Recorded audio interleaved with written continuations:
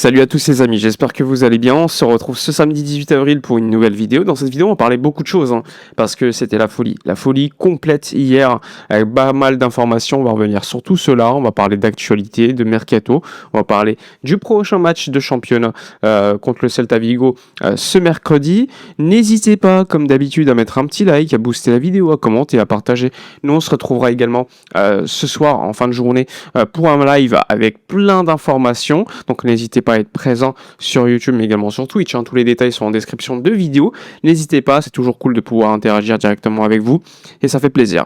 Avant de commencer la vidéo, petit instant promotion. Avec la Coupe du Monde qui arrive, n'hésitez pas à profiter de mon partenaire maillot pour acquérir des maillots répliques de bonne qualité. Vous avez l'opportunité d'avoir des maillots à bas coût et en plus d'avoir des maillots gratuits. Donc tous les éléments sont en description de vidéo. Il s'agit des maillots répliques. Elles sont d'excellente qualité. Plus de 4 ans que je travaille avec ce partenaire, il n'y a jamais eu de problème. Donc n'hésitez pas à vous faire plaisir ou à faire plaisir à un membre de votre famille. On y va. On débute. Alors, hier déjà, ça a été une journée complètement dingue. On va faire le point. On va commencer par Bastoni. Parce que hier, Matteo Moretto, on a rajouté une couche. Le journaliste qui bosse avec Fabrizio Romano concernant Bastoni. Alors, c'est pas pour me lancer des fleurs, mais pour ceux qui me suivent sur mes différents réseaux sociaux, je vous en avais parlé plusieurs fois, il y a quelques semaines, quelques mois, et depuis novembre pour Bastoni. Alors, qu'est-ce qu'il explique, Matteo Moretto? Il dit que Bastoni a un accord total avec le Barça. Donc jusqu'à là, on le savait, on en a parlé. Mais il explique que le Barça pense que 55 millions d'euros plus un joueur pourrait suffire pour contenter l'Inter.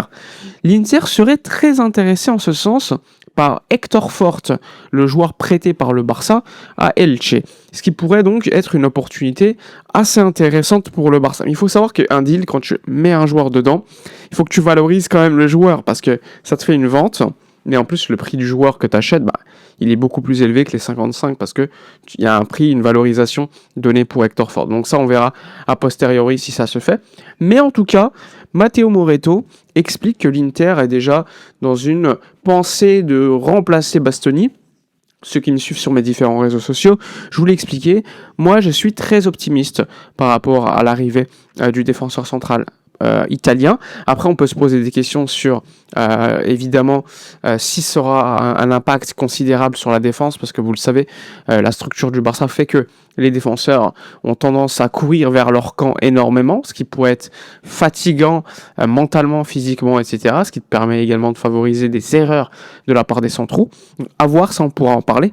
En tout cas, moi, si Bastoni arrive, je serais très content, parce que le Barça a besoin de se renforcer à ce poste. D'ailleurs, Mundo Deportivo, ce matin, a sorti un papier en disant que les objectifs de déco étaient clairs. Un défenseur central gaucher, un ailier à gauche, un numéro 9 et un latéral. Et le latéral, ils expliquaient que c'était Cancelo qui était le préféré pour l'instant, qu'il fallait négocier avec Al Hilal. Et dans le cas où c'est impossible, ils iraient sur un autre latéral gauche. Et ceux qui me suivent, vous le savez déjà, l'alternative, c'est Alejandro Grimaldo du Bayer Leverkusen. Maintenant, on revient sur le poste de 9, parce que le poste de 9, hier, il a fait beaucoup parler. Après, je parlerai aussi de Leao, des rumeurs, etc., parce que j'en ai entendu évidemment beaucoup parler hier, on m'a beaucoup posé des questions, donc on va en parler aussi. Mais on revient sur le 9, avec évidemment hier 3 noms qui ont été cités. Alors le nom qui revient constamment, vous le savez, c'est Julián Álvarez qui est la priorité absolue du Barça pour se renforcer à ce poste.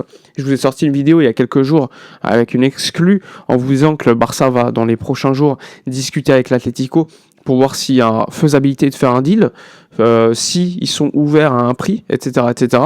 Maintenant, vous le savez, ça a été confirmé hier par Sport. Carlos Monfort a expliqué et confirmé l'information que j'ai pu vous donner en vidéo. Donc ça veut dire quand même qu'il y a quelque chose qui se trame.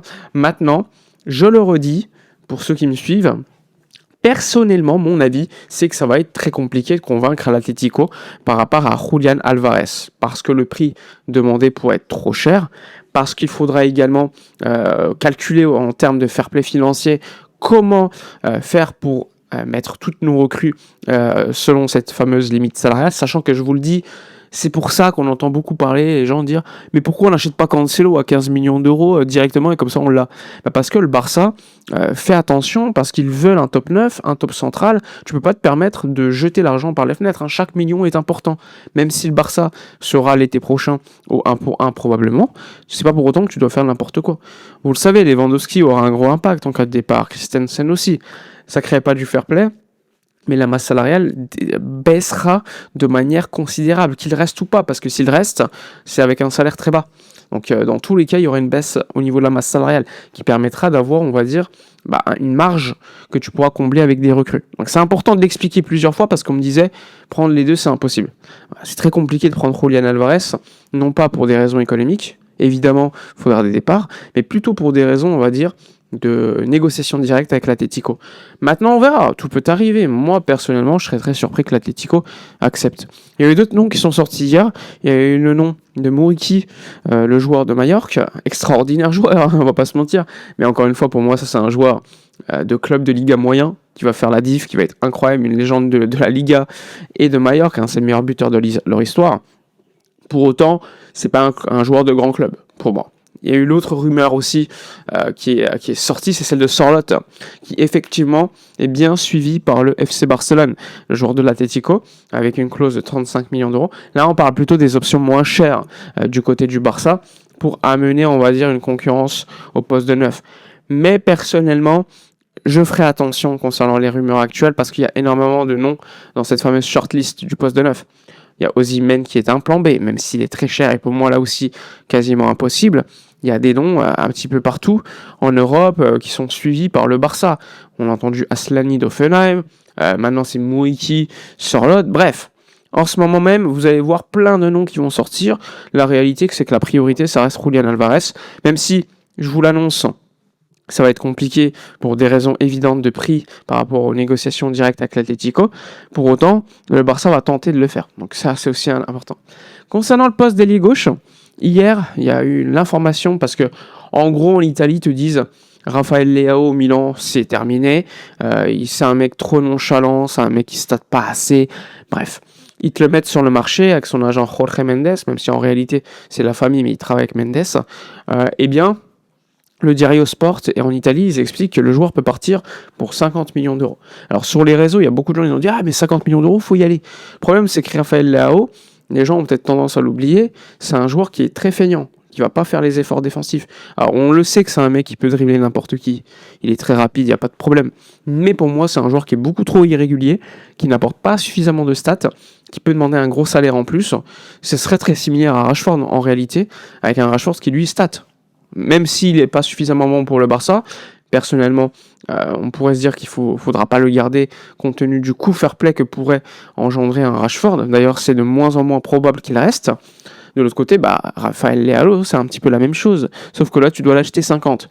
Pour moi, pas un bon deal. D'ailleurs, pour le moment, le Barça n'a pas avancé dans une telle alternative et considère que pour l'instant, priorité top 9, top central, et selon, on va dire, les dépenses que tu auras faites sur ces postes-là, tu pourras voir ce que tu peux faire au poste d'ailier. Parce que vous le savez, si le Barça prend un top 9 et un top central, forcément, tu ne pourras pas prendre un top ailier gauche. C'est logique, il faudra prendre un profil moins cher, low cost. C'est pour ça qu'on entendait beaucoup parler de Abdé, de Victor Munoz, de Scholderup, etc., etc. Attention à Abdé qui lui intéresse beaucoup le Barça, qui possède 20% à la revente. Maintenant on verra si évidemment ce moment-là de la saison, plutôt juillet, août, etc., si le Barça aura fait des deals avec d'autres clubs concernant les postes prioritaires, parce que ça aura un impact direct sur le poste d'ailier gauche.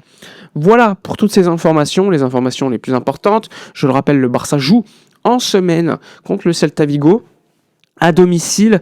Alors, vous le savez, le Barça a 9 points d'avance sur le Real Madrid. Il n'y a pas de match ce week-end parce qu'il y a la finale de Copa entre la Real Sociedad et l'Atleti. 9 points d'avance en Liga. 7 matchs restants. Il faut gagner. Il faut gagner parce que si tu gagnes contre le Celta, qui reste une équipe assez intéressante, mais qui est sortie en Europa League, eh bien, si tu gagnes, tu te rapproches du titre, sachant qu'il restera plus beaucoup de matchs. Mais il y aura des matchs compliqués. Le match à Osasuna à l'extérieur, à Getafe aussi, et le Classico. Pour moi, les 3 matchs-là sont les plus compliqués. Oui, on va jouer le Real Betis à la maison. Mais pour moi, les 3 matchs qui restent là que je vous ai cités, c'est les plus compliqués. Si tu passes avec au moins 2 victoires sur ces 3 matchs, pour moi, tu vas être champion. Parce que pour moi, Getafe là-bas, ça reste quand même un club qui met en difficulté les grands clubs à la maison ou à l'extérieur. On l'a vu, ils ont battu le Real. Ils nous mettent en difficulté régulièrement. C'est aussi l'Osasuna l'année dernière qui nous a battus chez eux, qui ont battu le Real cette saison. Donc il ne faudra pas les sous-estimer. Mais si tu fais 2 victoires sur les 3 matchs que j'ai cités, tu seras champion.